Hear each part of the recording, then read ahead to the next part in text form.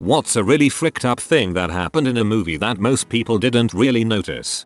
How everyone treated Kevin at the beginning of Home Alone. I know the point was he was a self-centered child who thought everyone should cater to him, but god dang. It's even worse in the second one. Buzz makes fun of him behind his back during his chorus solo by holding up candles behind his ears, and the room full of parents and teachers bursts into uncontrollable laughter at the mockery. The whole concept of love potions in the Harry Potter setting is disturbing as frick. Students can create them or obtain them presumably legally. The Weasley twins sold them openly. These potions cause intense infatuation with a specific individual, even if you've never met the person before. Someone tried to use one on Harry and there was no mention of consequences nor apparent fear of said consequences since there was no way to hide who sent it. This makes date debauchery drugs look tame. Voldemort's mother actually married a rich muggle and raised a child for years while keeping him continually under the effect of love potions. You don't even need to be in the same room. You could probably just send a bottle of spiked food and a note that gives your hotel room number. In the first Shrek, the three bears are captured like donkey, but when they find refuge at Shrek's swamp, the mama bear isn't there and the baby bear is crying. If you revisit the scene with Farquaad looking at the picture of Fiona in his bed, you can see a bear rug on the ground with the same bow the mama bear was wearing. They turned her into a carpet. WTF. In almost every supernatural style horror film, the sole surviving main character will almost certainly go to jail, because what jury will believe that story?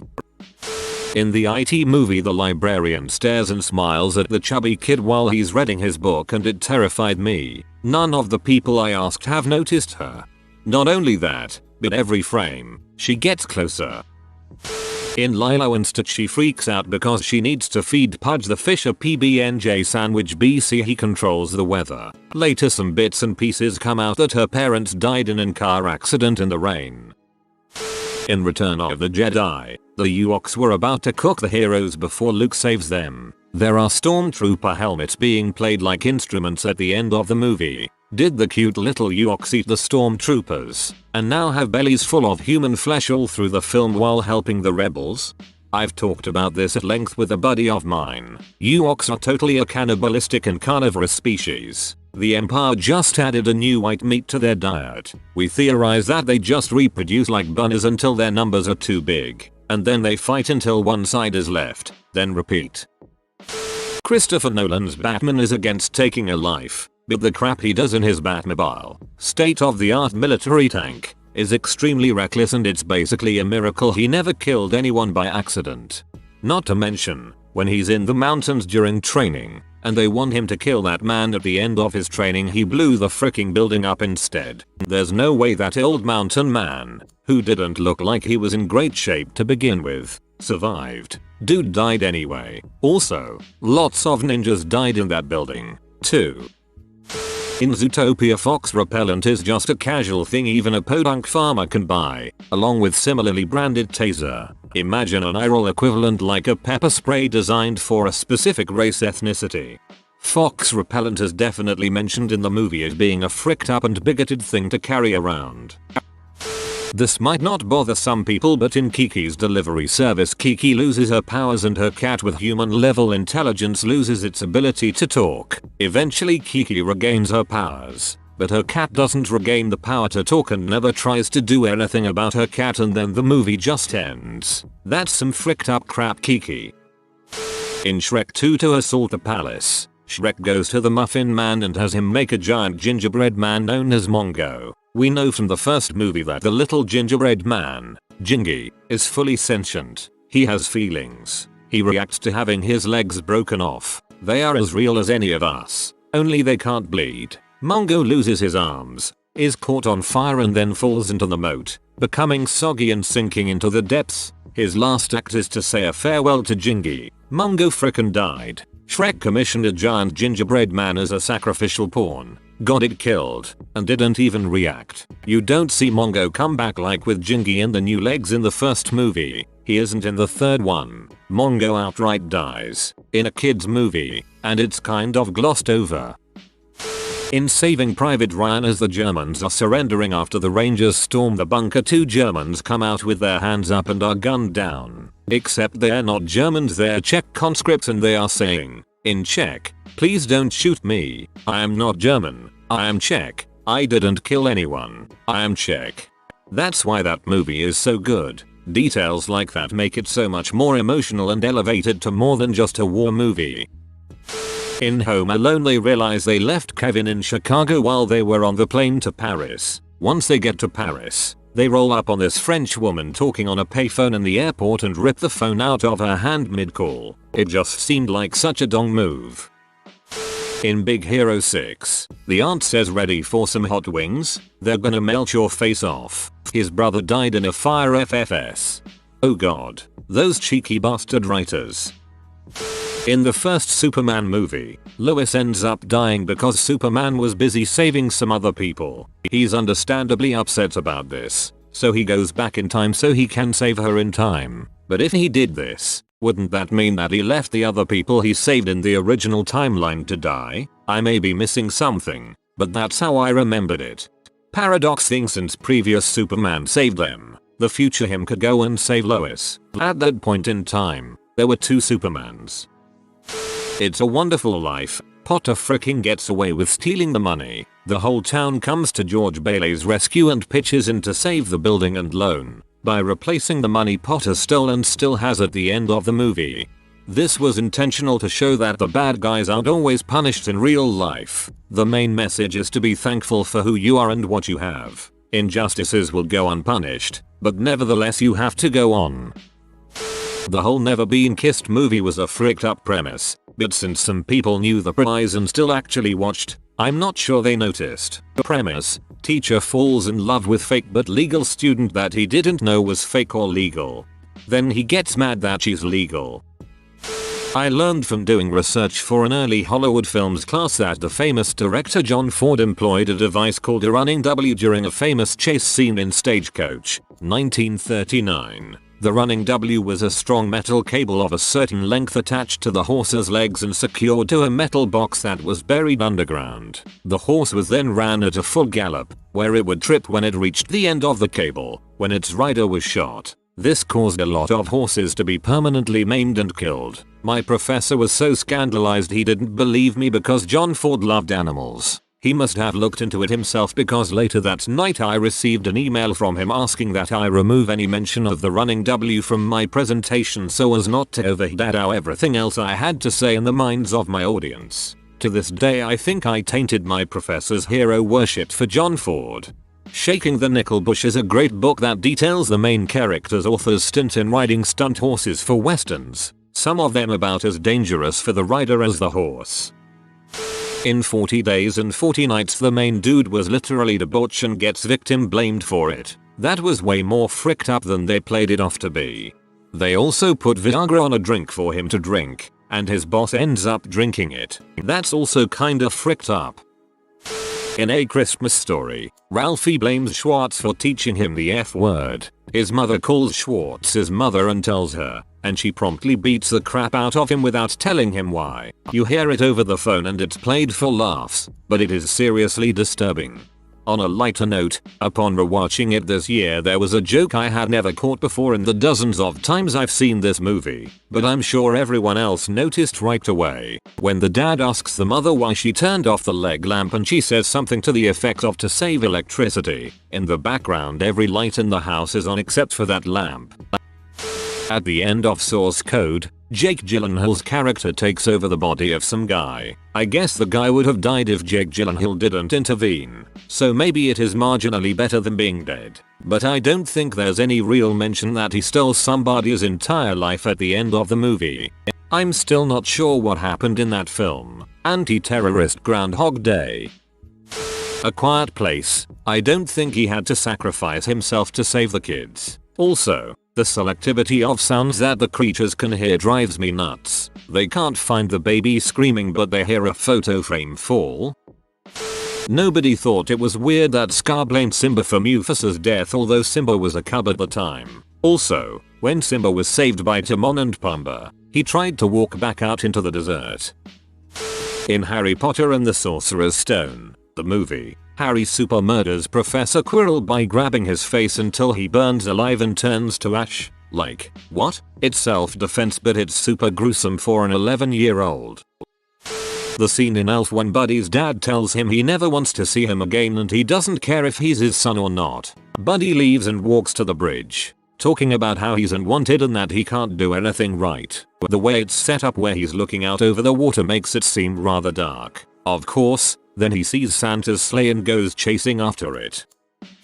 In Inspector Gadget, the inspector is training with a guru on how to use his new robot arms. The guru tells him to obtain the balls, which leads to the guru's testicles being crushed with audible cracking noises and high-pitched screams. Played for laughs of course, but this guy just got castrated in a kid's movie and it just gets glossed over. In Eternal Sunshine of the Spotless Mind, most people who went to the memory erasure business probably wouldn't be there to wipe out the memory of a bittersweet love affair. They'd probably be mostly people with post-traumatic stress disorder after surviving abuse, violent crime, the death of a loved one, in front of them. At the end of the movie, they all got a mysterious envelope full of photos and a tape of their own voice describing an intensely traumatic memory that they don't remember. Distributing those envelopes was a horrible thing to do. In Young Frankenstein, the monster rapes Dr. Frankenstein's fiancée while she resists and pleads for him not to, but then she becomes addicted to his dong because it's apparently very large, so it's okay. What?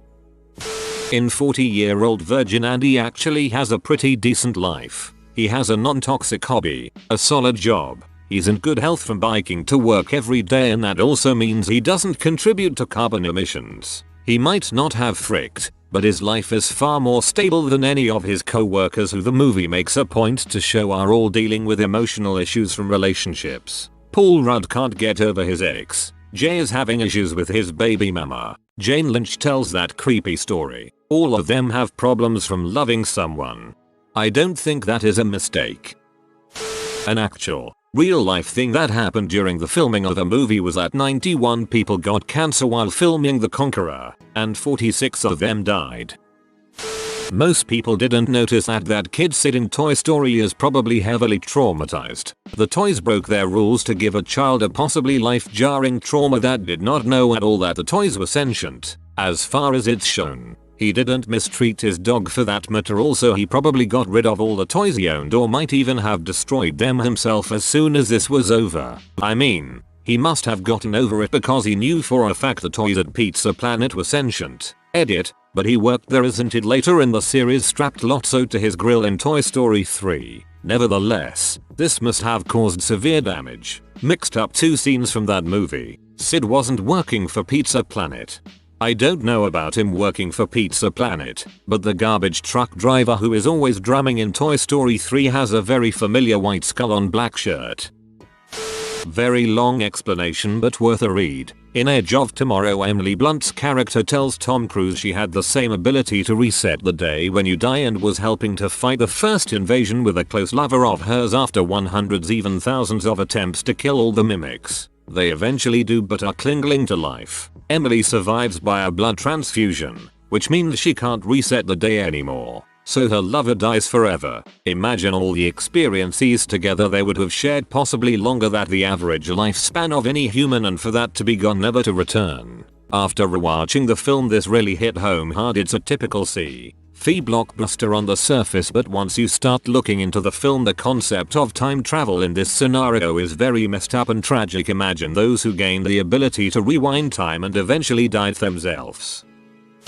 Not a movie, but I just watched The Innocent Man on Netflix. It should be called The Innocent Man, I get it. Ron Williamson did not violate and kill Deborah Carter, and it's a tragedy that Oklahoma denied a mentally ill man medications and that he spent 11 years in prison for a murder and debauchery he did not commit. However, he isn't exactly innocent. Prior to the trial for the murder and violation of Deborah Carter, Ron Williamson had physical shaming charges against him twice, but he was acquitted due to lack of physical evidence. Also during his trial there was brutal testimony from a third woman he physically shamed. When the police obtained the false confession, he was already in jail for check forgery. He also had a slew of other criminal charges brought against him previously. They do a huge song and dance about how tragic it was that he had died shortly after release by drinking himself to death, completely glossing over the fact that he had physical shaming allegations brought against him 3 different times, the details of which were horrific. In The Breakfast Club, Brian, the nerdy guy, mentions how he was suspended because a bad grade led him to contemplate suicide, and how he brought a gun to school. He then cheekily clarifies that it was a flare gun, and everyone laughs as he pantomimes shooting himself in the mouth with it, with the implication being that a flare gun isn't a real weapon. I'm not sure exactly on the chemistry of flares, but I imagine shooting yourself in the face with a bright hot flaming object would cause brutal injury, and possibly permanent disfigurement or death. Laughing at any kind of suicidal thought seems kinda fricked up to me, but especially something like that was pretty disturbing. I kinda thought the same thing when I saw that movie. In the B movie there was clearly a romantic relationship between Barry and Vanessa. When the film ended, animals came out as being able to speak, which led me to believe that the post-B movie world in that universe is just a mass bestiality extravaganza. Love potion number 9. Even as a kid I realized when the main guy uses the potion to go to a sorority to frick a bunch of co-eds that he was committing debauchery. In Charlie and the Chocolate Factory, Grandpa Joe pretends to be crippled for 20 years, forcing Charlie and his own daughter to work and support him, but as soon as Charlie gets the golden ticket, with the opportunity of money to regain, Grandpa Joe bursts into dance, showing that he wasn't really crippled. I assume you are aware of our Grandpa Joe hat.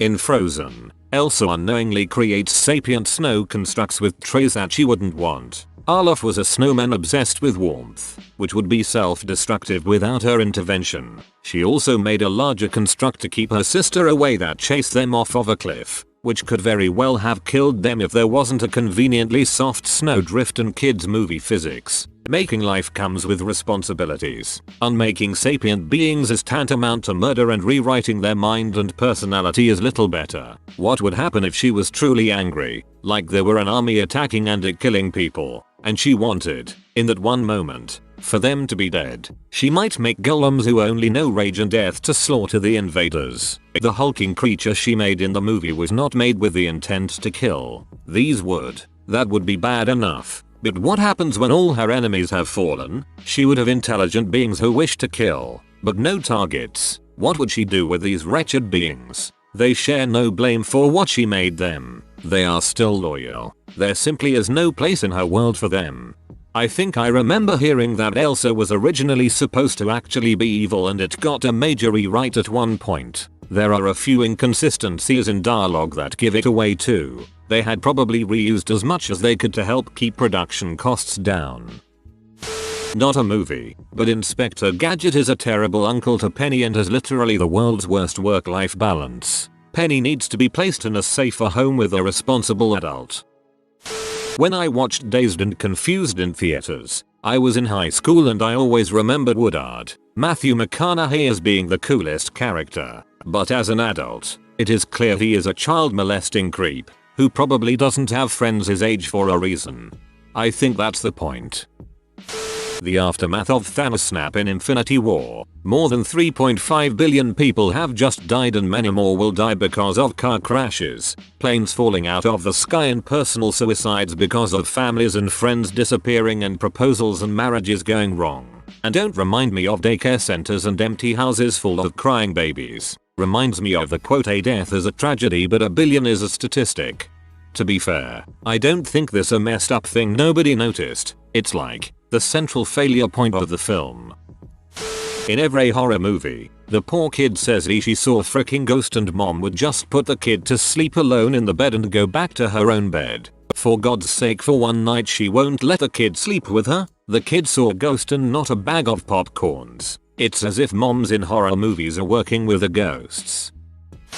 Footage of a chicken's beheading played as Willy Wonka and the kid's golden ticket winners traveled through a tunnel. Also, he was very passive aggressive. Still one of my favorites, but I guess it wasn't a kid's movie. I remember liking Willy Wonka as a kid because of his passive aggressive behavior, lol. Nothing has changed since.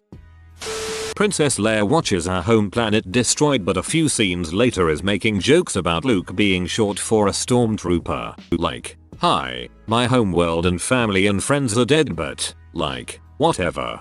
I don't think that's a joke. I think it's more her anger trying to antagonize her captors. I can't remember the movie, but it was some zany comedy where, during a wedding, someone stands up to object. In the background there's just this dog barking,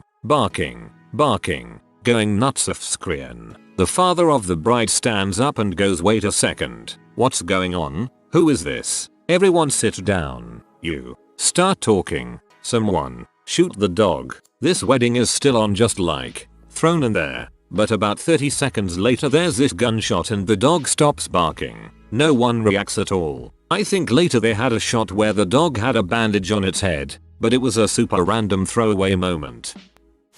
That moronic X-Men movie where Xavier tries so desperately to save Magneto because he knows his friend is still in there and is still redeemable. If he'd just stopped tearing up half the freaking planet. That butthole just spent 5 minutes messing up so much crap around the world that how many tens or hundreds of thousands of people died in those last few minutes? But that's okay. Charles forgives that little slip up because he is his friend. Were we supposed to believe that all that crap he was doing didn't kill anyone? A recent 3-meter tsunami killed hundreds of people. Magneto was doing crap magnitudes higher than that all over the world. Ugh.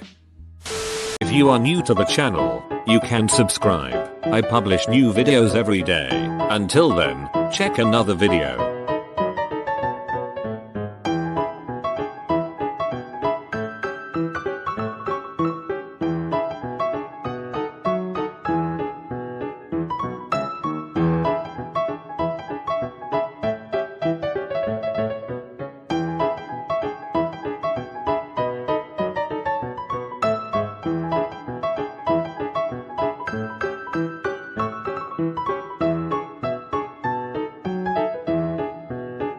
Bye for now.